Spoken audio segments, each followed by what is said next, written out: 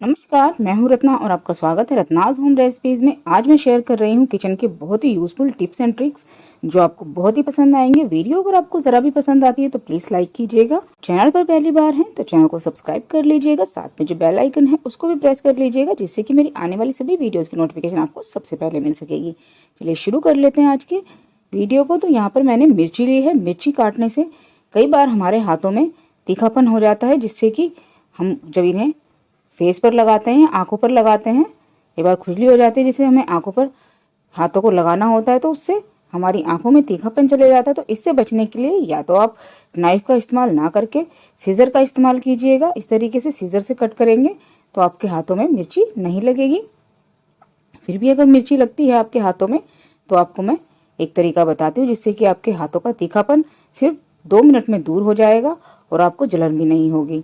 तो इससे बचने के लिए हम आधा नींबू लेंगे और इसे अच्छी तरीके से हाथों पर रब कर लेंगे। मुझे तो हाथों में बहुत मिर्च लगती है, मैं इसी ट्रिक को अपनाकर अपने हाथों का तीखापन दूर करती हूँ।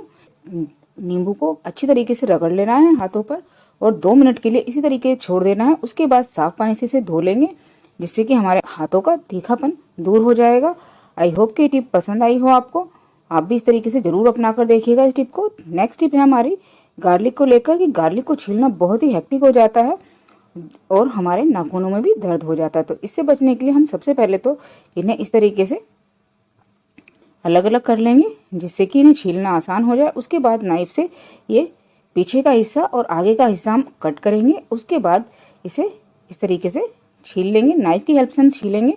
नाखूनों से छीलते हैं तो नाखूनों में दर्द होने लग जाता है।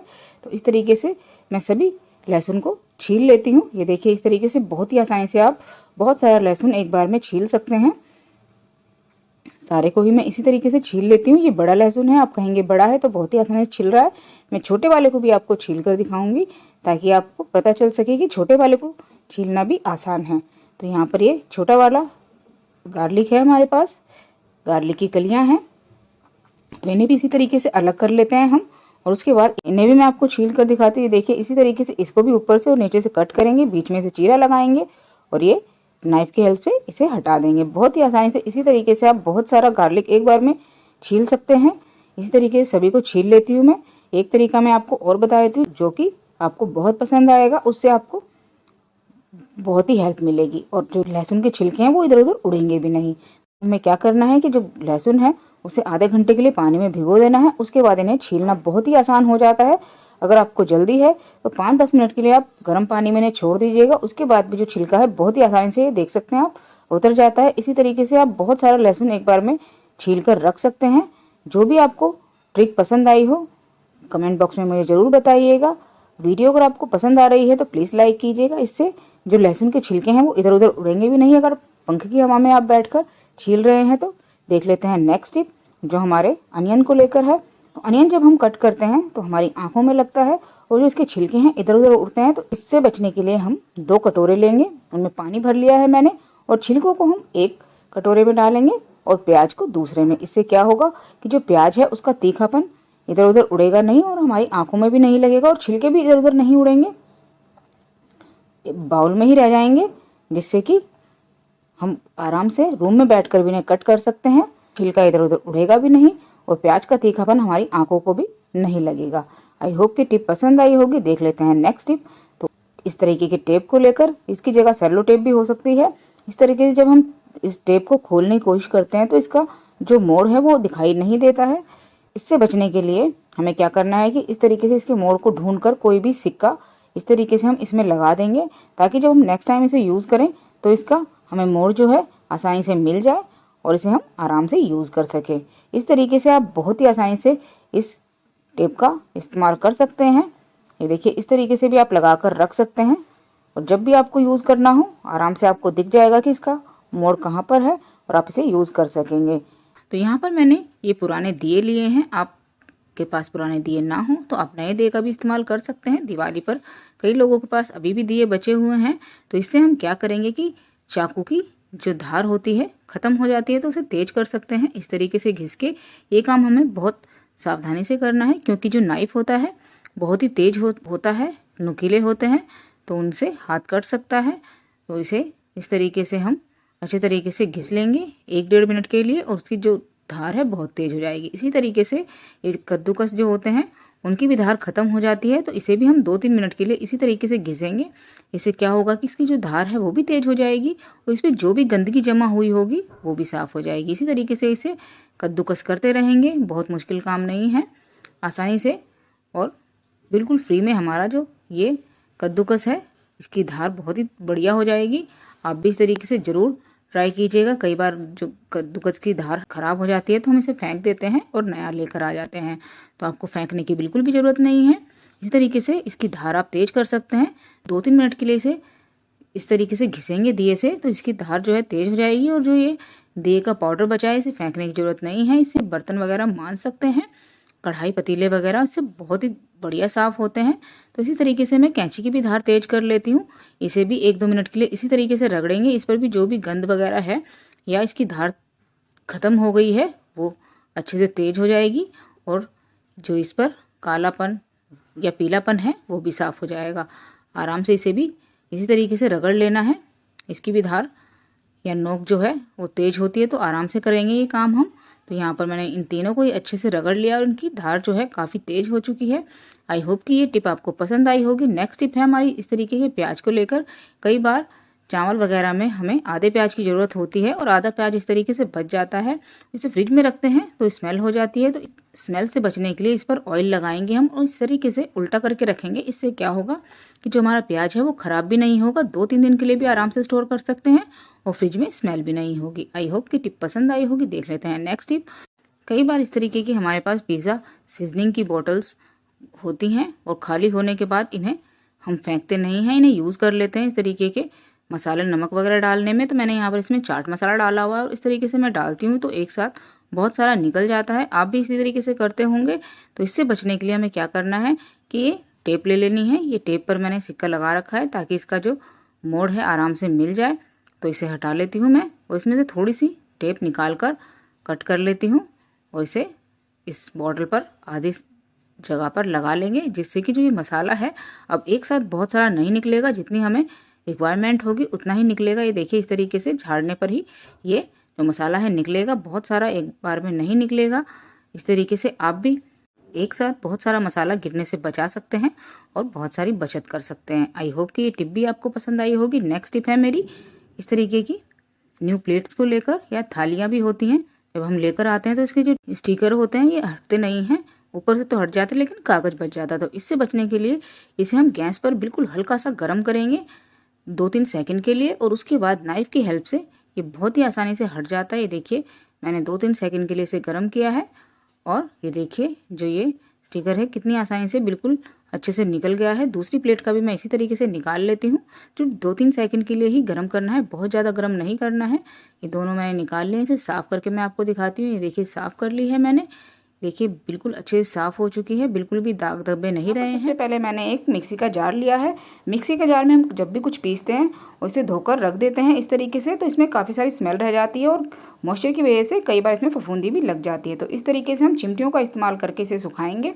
इस तरीके से सुखाने से जो हमारा मिक्सी का जार है अच्छे से सूख भी जाता है और इसमें स्मेल भी बिल्कुल निकल जाती है। इस तरीके से इसमें हवा जाती रहती है जिससे कि इसमें सारी स्मेल मॉइस्चर वगैरह सूख जाता है। इस तरीके से आप इसे सुखा सकते हैं। आशा करती हूँ टिप्स पसंद आया होगा। दिवाली आने वाली तो सभी लोग किचन की घर की सफाई वगैरह कर रहे हैं और इस तरीके के बॉक्सेस किचन में निकलते हैं, उन्हें हम वॉश करके रख देते हैं और काफ़ी समय तक वो सूखते नहीं हैं। तो इस तरीके से चिमटियों का इस्तेमाल करके इन्हें भी हम सुखाएंगे।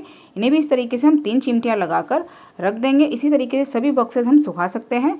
इससे हमारे जो बॉक्स है आराम से सूख भी जाते हैं, इसमें कोई मॉइस्चर भी नहीं रहता और कोई स्मेल भी नहीं रहती। यहाँ पर हमने बिस्किट लिए हैं। कई बार जो बच्चे होते हैं, छोटे बच्चे, वो बिस्किट के पैकेट को खोल कर रख देते हैं जिससे कि बिस्किट जो है सील जाते हैं और खाने में अच्छे नहीं लगते हैं। तो इनको वापस से फ्रेश करने के लिए इस तरीके से पैन में रखकर हम गैस पर रखेंगे और बिल्कुल लो फ्लेम पर 3-4 मिनट के लिए इसे रोस्ट करेंगे। फ्लेम को बिल्कुल लो रखना है और इसे बीच बीच में इस तरीके से उलटते पलटते रहना है। इससे क्या होगा कि जो हमारे बिस्किट हैं फिर से क्रिस्पी और कुरकुरे हो जाएंगे, बिल्कुल फ्रेश जैसे। उसके बाद इन्हें आप एयर टाइट बॉक्स में डालकर रख लीजिएगा। जो हमारे बिस्किट हैं बिल्कुल भी ख़राब नहीं होंगे। तो ये बिस्किट इसी तरीके से मैंने कर लिए हैं। ये देखिए कितने क्रिस्पी और कुरकुरे हो चुके हैं, बिल्कुल जिस तरीके से फ्रेश बिस्किट आते हैं उसी तरीके से हमारे ये बिस्किट तैयार हो गए हैं। आई होप कि ये टिप आपको पसंद आई होगी। इसी तरीके से कई बार नमकीन के पैकेट भी खुले रह जाते हैं जिससे कि वो नमकीन सील जाती है। देखिए इस तरीके से। तो इसे भी हम क्रिस्पी करेंगे उसी तरीके से। तो पैन में मैंने इस नमकीन को डाल लिया है। फ्लेम को बिल्कुल लो रखना है और लो फ्लेम पर 3-4 मिनट के लिए या इतनी देर हम इन्हें भूनेंगे जब तक कि जो एक नमकीन है हल्की सी भुन ना जाए। और इस तरीके से करने से ये नमकीन भी हमारी बहुत ही बढ़िया तैयार हो जाएगी। 3-4 मिनट मैंने इसे भून लिया है और इसे ठंडा होने के लिए छोड़ देती हूँ। और इसी तरीके से चने की दाल की ये नमकीन है, इसे भी हम भून कर तैयार कर लेंगे। इसे बिल्कुल लो फ्लेम पर ही भूनना है। और ये देखिए जो हमारी नमकीन है मैंने ठंडी कर ली है, उसके बाद ये दिखा रही हूँ कितनी क्रिस्पी हो चुकी है। बिल्कुल जिस तरीके से ताजी नमकीन होती है उसी तरीके से नमकीन तैयार हो जाएगी और खाने में भी काफ़ी बढ़िया लगती है। ऐसा नहीं है कि खाने में इसका टेस्ट खराब हो जाता है। देखिए कितनी क्रिस्पी और बिल्कुल फ्रेश हो चुकी है। अब इसे आप एयर टाइट बॉक्स में डालकर रख लीजिएगा। अगली टिप है मेरी, धनिया को लेकर जब भी हम धनिया लेकर आते हैं तो इसी तरीके से रख देते हैं जिससे कि वो पीला पड़ जाता है। तो हमें इसमें से पीले पत्ते और जो भी खराब पत्ते होंगे उन्हें निकाल लेना है। उसके बाद इसे स्टोर करना है। मैंने पहले ही धनिया को अच्छे से धोकर इसका सारा मॉइस्चर सुखा लिया है। और जो ये पीली पत्तियां हैं इन्हें हम अलग रखेंगे। और इसे स्टोर करने के लिए हम कोई भी एयर टाइट बॉक्स लेंगे, टिफिन लेंगे, उसमें हमें इसे रखना है। इसमें बिल्कुल भी मॉइस्चर नहीं होना चाहिए। हाथ लगाने पर हमारे हाथों में पानी नहीं आना चाहिए। तो मैंने यहाँ पर ये प्लास्टिक का बॉक्स लिया है, इसमें मैं डालकर रख रही हूँ। इस तरीके से डालकर रखने से जो धनिया है हमारा 5-6 दिन तक बिल्कुल ठीक रहता है, बिल्कुल भी खराब नहीं होता है। आप चाहें तो सिर्फ पत्तियां निकाल कर रख सकते हैं। मैं डंडियों का भी इस्तेमाल करती हूँ, तो मैंने इसी तरीके से इसे रख लिया है। या आप दूसरा तरीका भी अपना सकते हैं जिससे थोड़ा और दिन हमारा जो धनिया है बढ़िया रहता है। तो इसे भी मैं निकाल लेती हूँ और इसे हम फिर से बॉक्स में डालेंगे।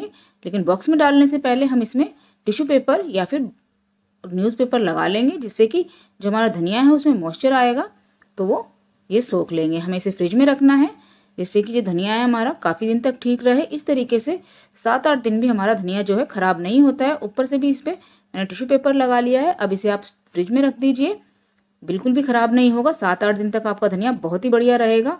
इसमें मॉइस्चर नहीं होना चाहिए, इस बात का हमें ध्यान रखना है।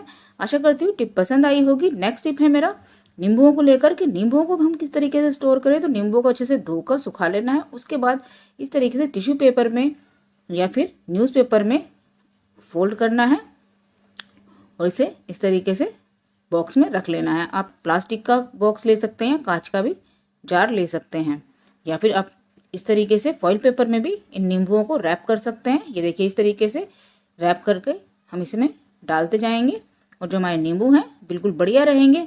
इस तरीके से नींबू 20 से 25 दिन तक आपके खराब बिल्कुल भी नहीं होंगे। इसे भी हमें फ्रिज में रखना है, फ्रीजर में नहीं रखना है, ध्यान रखें। फ्रिज में ही रखेंगे जिससे कि हमारे नींबू बढ़िया रहे। इस तरीके से मैंने यहाँ पर मिर्चियाँ ले ली हैं। मिर्चियों को हम किस तरीके से स्टोर करेंगे, तो मिर्चियों को पहले धो लीजिए और उसको अच्छे से सुखा लीजिए। उसके बाद जो इसकी डंडी होती है उसे हम हटा लेंगे जिससे कि जो हमारी मिर्ची है बिल्कुल भी खराब नहीं होगी। इसी तरीके से हम रख देते हैं तो जो हमारी मिर्चियाँ हैं खराब हो जाती हैं। तो इसे इस तरीके से हम साफ करेंगे, इसकी डंडियाँ जो हैं उन्हें हटा लेंगे जिससे कि जो हमारी मिर्चियाँ हैं बिल्कुल भी खराब नहीं होंगी। उसके बाद हम इन्हें बॉक्स में डालकर रख लेंगे। तो इन सभी मिर्चियों की मैं डंडियाँ तोड़ लेती हूँ। ये देखिए मैंने मिर्चियों की डंडियाँ तोड़ ली है। अब इसे किसी भी एयर टाइट बॉक्स में हम डालकर रखेंगे या स्टील बॉक्स में भी आप डालकर रख सकते हैं। ऐसा जरूरी नहीं है कि एयर टाइट बॉक्स ही हो। यहाँ पर मैंने इस तरीके का ये डिब्बा ले लिया है, आप चाहें तो स्टील का भी बॉक्स ले सकते हैं।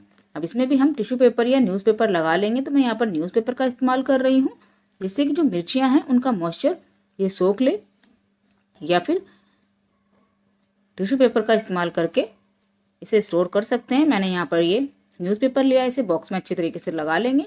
उसके बाद जो मिर्चियाँ हैं उन्हें हम इसमें डाल देंगे और जो भी खराब मिर्ची होगी उसे हम नहीं डालेंगे। देखिए थोड़ी सी मिर्ची ऊपर से खराब है तो ये मैं निकाल लेती हूँ। बिल्कुल साफ सुथरी मिर्चियों को हमें स्टोर करना है, खराब मिर्चियों को नहीं डालना है इसमें, वरना सारी मिर्चियाँ खराब हो सकती है। तो इसे हम कवर कर लेंगे और इसे हम फ्रिज में रखेंगे। इस तरीके से आप भी एक किचन की टिप्स एंड ट्रिक्स अपनाकर अपना बहुत सारा समय बचा सकते हैं, बहुत सारे पैसे भी बचा सकते हैं। इस तरीके की खाली बोतल को लेकर तो हमारे पास कई बार बोतल होती है तो उसका हम यूज़ कर सकते हैं। तो मैंने नाइफ को गर्म किया है और इसे कट कर लेंगे। इस तरीके से इसका कैप मैंने हटा दिया है और इसे कट करेंगे। गर्म नाइफ है, आप चाहें तो सीजर से भी इसे कट कर सकते हैं। गर्म नाइफ से आराम से कट हो जाता है। इसे इतना कट करना है कि ये बोतल नीचे से बिल्कुल अलग ना हो और ये खुल जाएगी। उसके बाद आप चाहें तो घर में फालतू स्पून्स हों उन्हें आप डालकर इसका कैप लगाकर रख सकते हैं। या इस तरीके से जब हम कभी सफ़र पर जाते हैं तो ब्रश कोलगेट हमें ले जानी होती है तो इस तरीके से बॉटल में डालकर हम इसकी कैप लगा लेंगे और इसे बैग में डाल लेंगे, जिससे कि जो ये ब्रशेस हैं इसी में रहेंगी, फैलेंगी बिल्कुल भी नहीं। तो आपको टिप्स कैसा लगा जरूर बताइएगा। देख लेते हैं नेक्स्ट टिप। तो इस तरीके के चॉपिंग बोर्ड जब हम लेकर आते हैं तो ये बहुत ही चमकदार होते हैं, बिल्कुल नए और बढ़िया लगते हैं। जैसे जैसे पुराने होते जाते हैं तो इसकी चमक खत्म हो जाती है। तो इसके लिए इस पर हम ऑयल लगाएंगे। कोई भी ऑयल आप लगा सकते हैं, मस्टर्ड ऑयल या फिर रिफाइंड ऑयल, इससे कि जो ये चॉपिंग बोर्ड है इसकी चमक वापस से आ जाती है। इसका एक्स्ट्रा ऑयल हम क्लॉथ से पोंछ लेंगे। ये देखिए हमारा जो चॉपिंग बोर्ड है फिर से नया और चमकदार सा हो गया है। इसी तरीके से आप भी इस टिप को फॉलो कर सकते हैं। देख लेते हैं नेक्स्ट टिप। कई बार हमें बटर पेपर की ज़रूरत होती है, लेकिन बटर पेपर हमारे पास नहीं होता है, लेकिन इस तरीके की A4 साइज शीट तो हमारे पास होती ही हैं और ये बहुत ही सस्ते में मिल भी जाती हैं। 2 रुपये की एक शीट आती है। तो आप इसी का इस्तेमाल करके बटर पेपर बना सकते हैं। इस पर हम ऑयल लगाएंगे। इस पर हमें रिफाइंड ऑयल का इस्तेमाल करना है, मस्टर्ड ऑयल का इस्तेमाल नहीं करना है। ऐसा करने से जो हमारी ये शीट है बिल्कुल बटर पेपर की तरह काम करती है। आप भी इस तरीके से जब भी आपको ज़रूरत हो फटाफट से बटर पेपर घर में ही बना सकते हैं और इसे इस्तेमाल कर सकते हैं। बिल्कुल बटर पेपर की तरह ही काम करती हैं। आप भी इस तरीके से आसानी से घर में ही बटर पेपर बनाकर इस्तेमाल कर सकते हैं जब भी आपको ज़रूरत हो। तो इस तरीके से आप घर में बटर पेपर बना लीजिए इमरजेंसी में और इन्हें इस्तेमाल कर लीजिए। आशा करती हूँ टिप आपको पसंद आई होगी। देख लेते हैं नेक्स्ट टिप। तो सुई धागे को लेकर मेरी टिप है। तो इस तरीके से सुई और धागा जब हम रखते हैं तो कई बार जो सुई है हमारे हाथों में चुभ जाती है, जिससे कि कई बार ब्लड भी आ जाता है। तो इन्हें हमें अरेंज करना होगा। तो इस तरीके के खाली पेन तो कई बार हमारे घर में होते ही हैं। तो इन्हीं का इस्तेमाल हम करके ये सुइयाँ जो हैं उन्हें अरेंज करेंगे। तो इसका जो रिफिल है उसे हम हटा देंगे, क्योंकि इसकी हमें ज़रूरत नहीं है। इसे मैं निकाल देती हूँ और पेन के अंदर हम जो ये सुइयाँ हैं इन्हें रख लेंगे। बहुत ही बढ़िया केस बन जाएगा हमारी सुइयों का। और जब भी हमें इस्तेमाल करनी होगी ये सुइयाँ हमें आसानी से मिल भी जाएंगी और बिल्कुल ऑर्गेनाइज रहेंगी। तो इन्हें मैं डाल लेती हूँ। सभी सुइयों को मैंने इस पैन में डाल लिया है। अब इसका जो ढक्कन था उसे हम लगा लेंगे और ऊपर से जो कैप है उसे भी लगा लेंगे इसके ऊपर, ताकि जो सुइयां हैं फैले नहीं। इस तरीके से आसानी से आप सुइयों को ऑर्गेनाइज कर सकते हैं और आराम से आपको मिल भी जाएंगे जब भी इस्तेमाल करना हो। इस तरीके से हम निकाल कर इन्हें इस्तेमाल कर सकते हैं और वापस यहीं से डाल भी सकते हैं। तो आशा करती हूँ टिप आपको पसंद आया होगा। इसी तरीके से ऑल पिन्स भी हमारे पास होती हैं, सिलाई में बहुत ही ज़रूरत पड़ती है इनकी। तो इन्हें भी हम इसी तरीके से पैन में डालकर रखेंगे। जब भी इनकी ज़रूरत होगी इन्हें इस्तेमाल कर सकते हैं। तो इन्हें भी मैं डाल लेती हूँ इसी तरीके से पैन में और इस तरीके से हम डालकर इन्हें किसी भी बॉक्स वगैरह में रखेंगे, ताकि जो हमारी ऑल पिन सुई और धागे हैं आसानी से मिल जाएँ। देखिए इसे भी मैंने इस तरीके से डाल लिया और जब भी इस्तेमाल करना होगा इसे भी हम कैप हटाकर इस तरीके से निकाल कर यूज़ कर सकते हैं। बहुत ही आसानी से हम सुई और ये ऑल पिन जो हैं उन्हें अरेंज करके रख सकते हैं, जिससे कि ये फैली भी नहीं रहेंगी और जब ज़रूरत होगी तो मिल भी जाएंगी। कई बार हम धागों को इस तरीके से रख देते हैं जिससे कि जो धागे हैं आपस में उलझ जाते हैं।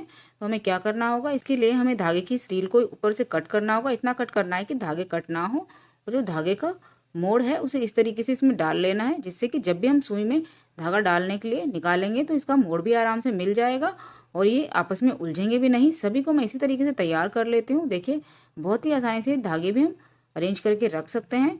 सुई धागे आप किसी बॉक्स में रखिएगा जिससे कि ये समय पर मिल जाए और आपको कोई दिक्कत भी ना हो। और एक्स्ट्रा पार्ट जो होगा धागे का इस तरीके से हम कट कर देंगे और इन्हें बॉक्स में डालकर रख लेंगे। आई होप कि टिप्स एंड ट्रिक्स आपको पसंद आई होंगी, आपको बहुत यूजफुल लगी होंगी। वीडियो अगर आपको ज़रा भी पसंद आई है तो प्लीज़ वीडियो को लाइक, शेयर और चैनल को सब्सक्राइब करना बिल्कुल मत भूलिएगा। चलिए मिलती हूँ अपनी अगली वीडियो में। तब तक के लिए नमस्कार, खुश रहिए, खाते रहिए।